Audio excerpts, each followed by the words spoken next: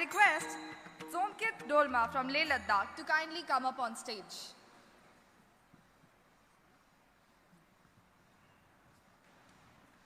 मैं उस देश से आती हूँ जिसकी ताकत उसकी भव्यता में नहीं बल्कि उसकी करुणा में है, और वो है मेरा भारत देश। जूले नमस्कार, मैं हूँ जोम्स्किट डोलमा और मैं इसी भारत के पहाड़ों और दर्रों की भूमि लद्दाख से आती हूँ। आज मैं ऐसे विषय पे बात करने वाली हूँ जो कि बहुत ही महत्वपूर्ण और विवादास्पद रहा है, और वो है रेवड़ी कल्चर, राजकोषीय बोझ या आवश्यक सहायता। तो आइए समझने का प्रयास करते हैं ये रेवड़ी कल्चर है क्या। तो ये सरकार द्वारा दिए जाने वाले मुफ्त चीजें या सब्सिडी जैसे नकद, बिजली, राशन, टीवी, लैपटॉप, साइकिल आदि। अब इसमें दो बड़े सवाल ये उठते हैं, क्या ये लोगों को सशक्त बनाते हैं या उन्हें निर्भर बनाते हैं। दूसरा, क्या हमारे देश की अर्थव्यवस्था इन तरीके की योजनाओं को झेल सकती है। तो आइए इन प्रश्नों का उचित उत्तर खोजने का प्रयास करें। हमारे देश में जहां असमानता बहुत ज्यादा है, जहां 2 वक्त की रोटी और रहने के मकान जैसे चुनौतियों का सामना करना पड़ता है, वहां ये रेवड़ी कल्चर जरूरतमंद लोगों के लिए एक जीवन दान बन जाती है।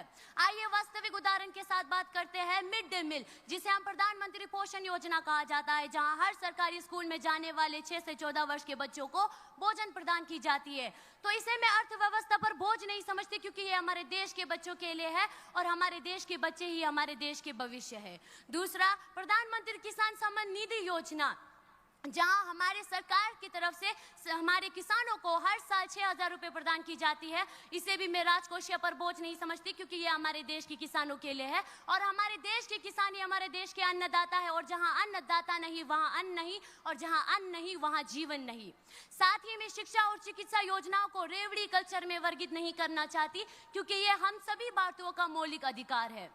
तो हर सिक्के के 2 पहलू होती है। दूसरे पहलू यानी नकारात्मक पक्ष की बात करूं तो हाल ही में ही हमारे देश के एक राज्य में लैपटॉप बांटे गए। सरकार तत्काल जरूरत चीजों से हटकर लैपटॉप पे मोड़ दे रहे हैं। लैपटॉप और साइकिल जैसे चीजें लोगों की बुनियादी जरूरत नहीं है, इसके बिना भी जीवन संभव है, और इसके कारण समाज में कई समस्या खड़ा कर देती है। इसलिए मेरा मानना है ये है कि रेवड़ी कल्चर को लेकर कोई एक मत नहीं होना चाहिए। जरूरी इस बात की है हमें इस पे और गंभीरता से विचार करें और ऐसे योजनाएं बनाए जो लोगों को सशक्त भी बनाए और मेहनत करने की प्रेरणा भी दे। लोगों को सिर्फ फल ना दे, फल का पेड़ उगाना भी सिखाए, ताकि लोगों को जीवन भर फल पा सके। लद्दाख जैसे मुश्किल और कठिनाई क्षेत्रों में सरकार की सहायता की जरूरत है, लेकिन मैं गर्व महसूस करती हूँ कि वहाँ के लोग आत्मसम्मान और सहायता में भी विश्वास रखते हैं। तो आइए हम सभी मिलकर यह सुनिश्चित करना होगा कि सार्वजनिक धन का उपयोग केवल राष्ट्र की भलाई के लिए हो, ना कि राजनीति के लिए। और हमारा लक्ष्य ऐसा भारत बनाना है जो विकास, ईमानदारी और समानता का प्रतीक हो, और हर एक देश के नागरिक ऐसे होने चाहिए जो सशक्त और आत्मनिर्भर, ताकि हमारा देश एक अच्छा महान देश बन पाएंगे। धन्यवाद। जूले, जय Hind. Thank you so much. I request Shri Rabindranath Mahato ji to kindly felicitate the speaker. Next, I would like to invite Himanshu Kumar from Bihar to come up on the stage. बहुत ही जोरदार तालियों से लद्दाख की बेटी का स्वागत किया जाए। ये वो मंच है जो लद्दाख से लेकर लक्षद्वीप तक के युवा शक्ति को एक अभिव्यक्ति की आजादी देता है। लद्दाख की बेटी ने अपनी बात आप तक रखी।